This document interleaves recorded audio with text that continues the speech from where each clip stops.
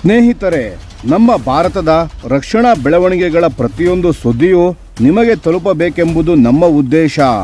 ನಿಮ್ಮ ಒಂದು ಸಬ್ಸ್ಕ್ರೈಬ್ ನಮಗೆ ದೊಡ್ಡ ಪ್ರೋತ್ಸಾಹ.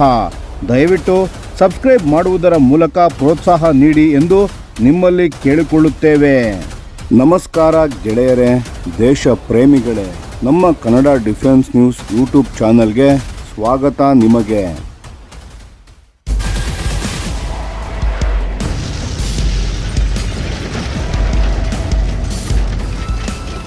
ಸೂರ್ಯಾಸ್ತ್ರ ರಾಕೆಟ್ ಸಿಸ್ಟಮ್. ನಮಸ್ಕಾರ ಸ್ನೇಹಿತರೆ, ಇವತ್ತು ನಾವು ಮಾತನಾಡೋದು ಭಾರತೀಯ ಸೇನೆ ತನ್ನ ಫಿರಂಗಿ ಶಕ್ತಿಯನ್ನು ಇನ್ನಷ್ಟು ಹೆಚ್ಚಿಸಿಕೊಳ್ಳಲು ಎತ್ತಿದ ಒಂದು ದೊಡ್ಡ ಹೆಜ್ಜೆಯ ಬಗ್ಗೆ. ಅದೇ ಸೂರ್ಯಾಸ್ತ್ರ ರಾಕೆಟ್ ಸಿಸ್ಟಮ್. ಈ ಸಿಸ್ಟಮ್ ಬಂದಿರೋದು ಇಸ್ರೇಲ್ನ ಎಲ್ಬಿಟ್ ಸಿಸ್ಟಮ್ಸ್ ಕಂಪನಿಯ ಪಲ್ಸ್ ತಂತ್ರಜ್ಞಾನದ ಆಧಾರದ ಮೇಲೆ. ಪಲ್ಸ್ ಅಂದರೆ precise and universal launching system. ಹೆಸರೇ ಹೇಳ್ತಿದೆ, ನಿಖರ ಮತ್ತು ಎಲ್ಲ ಬಗೆಯ ಶಸ್ತ್ರಾಸ್ತ್ರಗಳನ್ನು ಹಾರಿಸಬಲ್ಲ ವ್ಯವಸ್ಥೆ. ಈ ಸಿಸ್ಟಮ್ ಟ್ರಯಲ್ನಲ್ಲಿ ಎಷ್ಟು ಅದ್ಭುತವಾಗಿ ಪರ್ಫಾರ್ಮ್ ಮಾಡಿತು ಅಂದರೆ ಸೇನೆ ಇದನ್ನು ಯಾವುದೇ ತಡ ಮಾಡದೆ ತಕ್ಷಣ ಸರ್ವಿಸ್ಗೆ ತೆಗೆದುಕೊಂಡ್ಬಿಟ್ಟಿದೆ.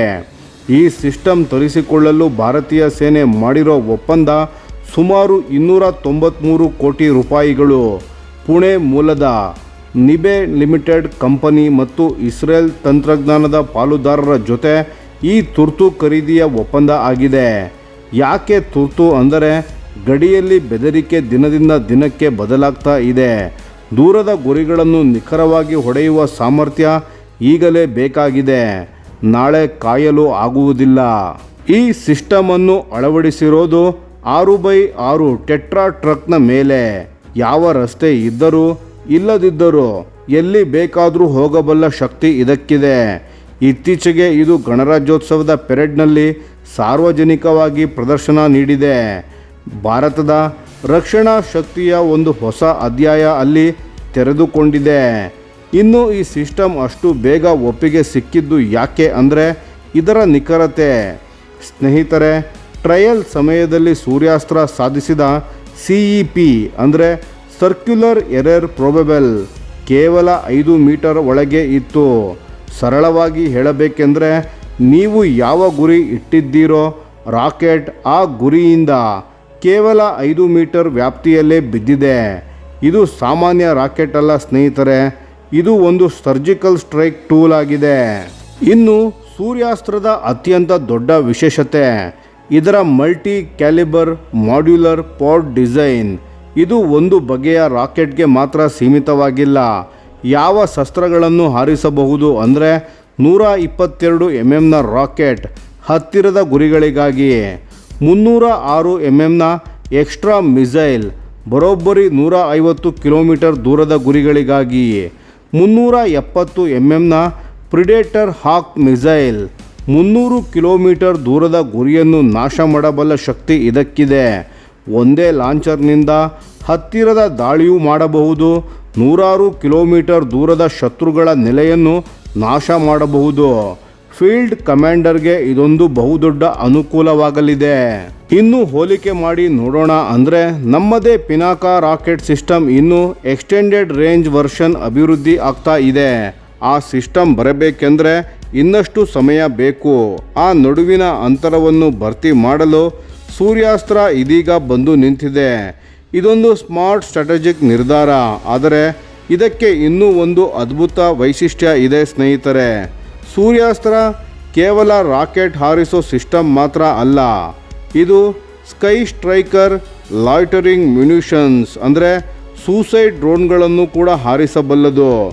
ಈ ಡ್ರೋನ್ಗಳು 100 ಕಿಲೋಮೀಟರ್ ತನಕ ಹಾರಿ ಅಲ್ಲಿ ಶತ್ರುಗಳ ಟ್ಯಾಂಕ್ ಇರಲಿ, ರೆಡಾರ್ ಇರಲಿ, ಕಮಾಂಡ್ ಪೋಸ್ಟ್ ಇರಲಿ ನೇರವಾಗಿ ನುಗ್ಗಿ ಧ್ವಂಸ ಮಾಡಬಲ್ಲವು. ಯುದ್ಧ ಭೂಮಿ ಬದಲಾಗ್ತಾ ಇದೆ ಮತ್ತು ಸೂರ್ಯಾಸ್ತ್ರ ಆ ಬದಲಾವಣೆಗೆ ತಕ್ಕಂತೆ ತಯಾರಾಗಿದೆ. ಪ್ರಸ್ತುತ ಮೊದಲ 2 ಲಾಂಚರ್ಗಳು ಮತ್ತು 1 ಲೋಡರ್ ವಾಹನ ಸೇನೆಗೆ ಹಸ್ತಾಂತರ ಆಗಿವೆ. ಈಗ ಅವು ಲೈವ್ ಫೈರ್ ಟ್ರಯಲ್ನ ಹಂತದಲ್ಲಿದ್ದು ಬೇಗನೆ ಸಂಪೂರ್ಣ ಸೇವೆಗೆ ಸಿದ್ಧವಾಗಲಿದ್ದಾವೆ. ಈಗ ಮುಖ್ಯ ಪ್ರಶ್ನೆ, ಯಾಕೆ ಇಷ್ಟು ತುರಾತುರಿ? ಪಾಕಿಸ್ತಾನ ಈಗಾಗಲೇ ಫತಾ-2 ಗೈಡೆಡ್ ರಾಕೆಟ್ ತನ್ನ ಶಸ್ತ್ರಾಗಾರಕ್ಕೆ ಸೇರಿಸಿಕೊಂಡಿದೆ. ಇದರ ವ್ಯಾಪ್ತಿ 400 ಕಿಲೋಮೀಟರ್. ಅದೇ ರೀತಿ ಚೀನಾ ಬಳಿ PHL-16 ಇದೆ. ಇದು 500 ಕಿಲೋಮೀಟರ್ ದೂರದ ಗುರಿಯನ್ನು ಹೊಡೆಯಬಲ್ಲದು. ಈ ಎರಡೂ ದೇಶಗಳ ಫಿರಂಗಿ ಶಕ್ತಿಗೆ ಸರಿ ಸಮಾನ ಉತ್ತರ ಕೊಡಲು ಸೂರ್ಯಾಸ್ತ್ರದ 300 ಕಿಲೋಮೀಟರ್ ವ್ಯಾಪ್ತಿಗೆ ಈಗ ಭಾರತಕ್ಕೆ ಒಂದು ಶಕ್ತಿಶಾಲಿ ಆಯ್ಕೆ ನೀಡಿದೆ. ಒಟ್ಟಿನಲ್ಲಿ ಹೇಳಬೇಕಂದ್ರೆ ಸೂರ್ಯಾಸ್ತ್ರ ಕೇವಲ ಒಂದು ತಾತ್ಕಾಲಿಕ ಪರಿಹಾರ ಮಾತ್ರ ಅಲ್ಲ, ಇದರ ಬಹು ಆಯ್ಕೆ ಸಾಮರ್ಥ್ಯ, ನಿಖರತೆ ಮತ್ತು ಡ್ರೋನ್ ಸಂಯೋಜನೆ ನೋಡಿದರೆ ಇದು ಭಾರತೀಯ ಸೇನೆಯ ಶಾಶ್ವತ ಭಾಗ ಆಗಲಿದೆ ಅನ್ನೋದರಲ್ಲಿ ಸಂದೇಹವೇ ಇಲ್ಲ. ಭಾರತ ಮಾತುಗಳನ್ನು ಕೇಳಿ ಮೈಮರೆಯೋ ದೇಶ ಅಲ್ಲ. ಶತ್ರು ಬಲಗೊಂಡಾಗ ನಾವು ಬಲಗೊಳ್ಳುತ್ತೇವೆ. ಸ್ನೇಹಿತರೆ, ಈ ವಿಷಯದ ಬಗ್ಗೆ ನಿಮ್ಮ ಅನಿಸಿಕೆ ಮತ್ತು ಅಭಿಪ್ರಾಯಗಳನ್ನು ದಯವಿಟ್ಟು ಕಾಮೆಂಟ್ ಮಾಡಿ ತಿಳಿಸಿ. ಧನ್ಯವಾದಗಳು.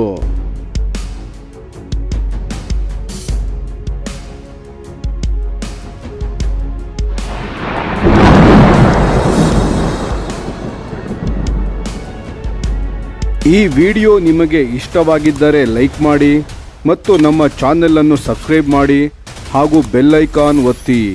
ಯಾವ ಅಪ್ಡೇಟ್ಗೂ ಮಿಸ್ ಆಗಬೇಡಿ. ಡಿಫೆನ್ಸ್ ಸುದ್ದಿಗಳನ್ನು ತ್ವರಿತವಾಗಿ ಪಡೆಯಿರಿ. ನಿಮ್ಮ ಬೆಂಬಲವೇ ನಮ್ಮ ಶಕ್ತಿ. ಭಾರತ ಬಲಿಷ್ಠವಾಗಲಿ ಎಂದು ಆಶಿಸುತ್ತಾ ಭಾರತ ಮಾತೆಗೆ ಜೈ. ಧನ್ಯವಾದಗಳು.